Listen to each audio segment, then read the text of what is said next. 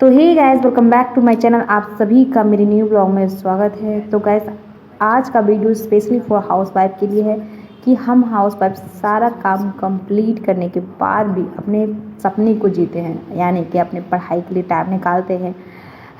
हम house wife चाहे तो क्या नहीं कर सकती हैं, ठीक है।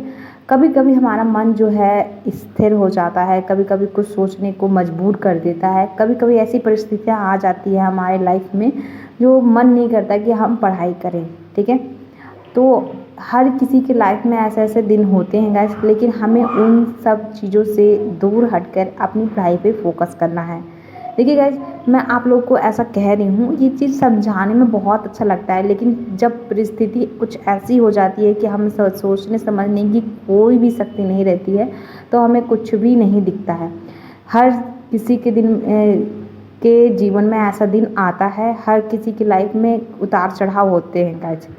लेकिन आपको क्या करना है, अपने सपने को अगर जीना है, अपने सपने को अगर स्वीकार कर लिया है कि हाँ मुझे लाइफ में कुछ बनना है, अब मुझे यही ज़िंदगी बार बार नहीं जीनी है, यही ज़िंदगी साफ़ सफाई कपड़ा झाड़ू यही ज़िंदगी नहीं जीनी है, तो हमें आगे बढ़ना है, इस सब से हट के आगे बढ़ना है। तो आपके दिन में, आपके जीवन में कोई भी उतार चढ़ाव आते हैं, मन मुटाव आते हैं, कोई भी आपको कुछ भी कह देता है, कोई सुना देता है, तो आप उनसे हट के मतलब दूर रहिए, उनसे दूर रहना स्टार्ट कर दीजिए। क्योंकि अगर आप उनके पास रहोगे तो आपको कुछ ना कुछ सुनने को मिलता ही रहेगा, ठीक है। और आपका दिमाग जब आप पढ़ने के लिए बैठोगे तो आपके दिमाग जो है वही सब चीज़ें जो है सोचने पे मजबूर हो जाएगी और अपने पढ़ाई में आप फोकस नहीं कर पाओगे।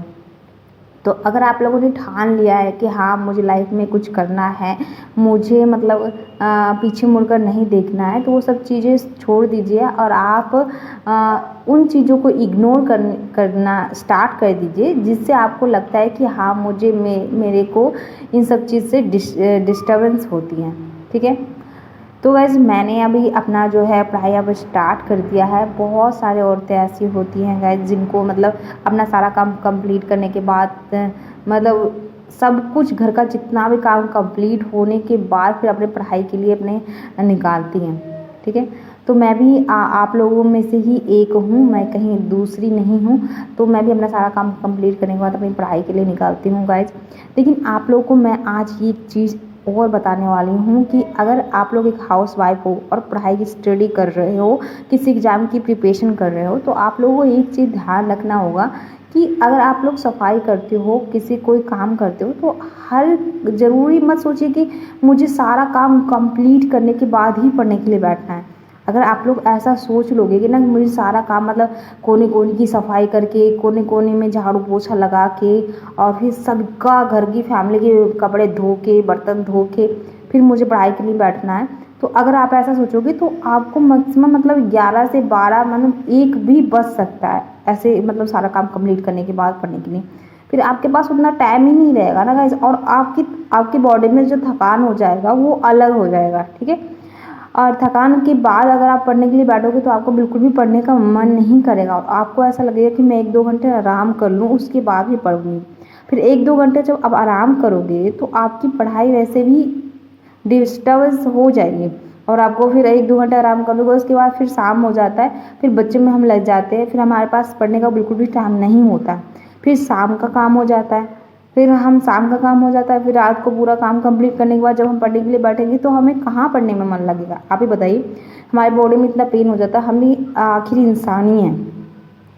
तो आप ये सोचिए जो डेली का काम होता है उसे थोड़ा कम कर दीजिए, झाड़ू पोछा जो भी होता है ऊपर ऊपर लगा दीजिए जितना भी हो सकता है, और कम से कम कपड़े धोने की कोशिश कीजिए, और जितना भी हो सके आपका जो किचन का काम है उसे कम मैनेज कीजिए, ऐसा मैनेज कीजिए जिससे आपका सुबह का और रात का काम जल्दी जल्दी निपट जाए। जैसे आपने अगर सुबह का नाश्ता बनाना है तो रात को ही सब्ज़ी बना के फ्रिज में रख दीजिए, ताकि जो सुबह थोड़ा बहुत सब्ज़ी बचे वो सुबह नाश्ते में हो जाए, ठीक है। अगर आप कोई ऑफिस वगैरह जाता है तो उसके लिए थोड़ा ताज़ा बना दीजिए, हल्का फुल्का, ठीक है। इससे आपका टाइम भी मैनेज हो जाएगा और आपको पढ़ाई में टाइम भी मिल पाएगा, ठीक है। सुबह का नाश्ता में आपको बस थोड़ी बहुत रोटियां बनानी होंगी बस, और बच्चों को खाना खिलाना होगा। इतना अगर आप कर लोगे ना तो थोड़ा बहुत आपका टाइम बच जाएगा, इतना आपको एडवांस थोड़ा चलना पड़ेगा अगर आप किसी एग्ज़ाम की प्रिपरेशन कर रहे हो।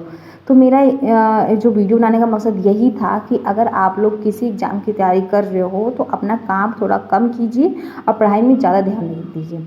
जब आपके सपने हकीकत बन जाएंगे ना, तो आप पूरा डीप क्लीनिंग करना, आप हो सके तो मैड भी रख सकते हो, ओके। लेकिन अभी थोड़ा कम काम कीजिए, तभी आप अपनी पढ़ाई के लिए थोड़ा बहुत ज़्यादा काम मतलब ज़्यादा टाइम निकाल पाओगे। और जो भी थोड़ी बहुत जो थिंकिंग ओवर थिंकिंग होती है, जिससे आपको डिस्टर्बेंस होता है, उससे थोड़ी सी दूरी बनाना स्टार्ट कर दीजिए। तभी आप अपने दिमाग को स्थिर रख पाओगे और अपनी पढ़ाई में दिमाग लगा पाओगे। ये सब वीडियो मैंने ये सब इसलिए बता रही हूँ कि हर किसी के लाइफ में ऐसा कुछ उतार चढ़ाव होता रहता है गाइस, ओके। अगर आप लोगों को मेरी वीडियो अच्छी लगी होगी, थोड़ी बहुत यूज़फुल लगी होगी, तो अपनी राय ज़रूर दीजिएगा, कमेंट में अपनी राय ज़रूर बताइएगा, ओके। Bye bye.